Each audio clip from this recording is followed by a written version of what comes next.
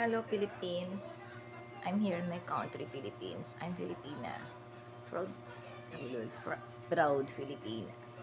My routine for today, I'm taking my breakfast. Parental my boy. This is my coffee.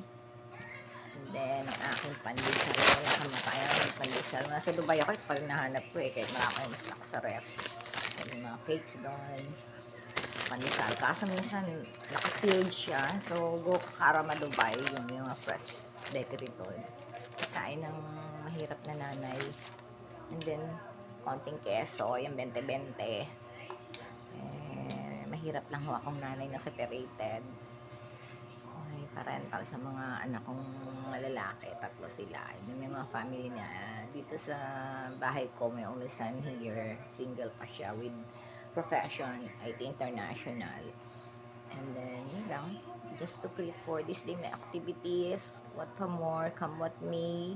Nakaano lang ako, nakaload. And then, kung may sarili na akong wifi, yan, monthly, may packet wifi ka for more activities. Paano ba makita ka sa fan page ng Facebook? Iba kasi name ko dito eh. Ayoko kasi makita ng mga kaututan dila doon ng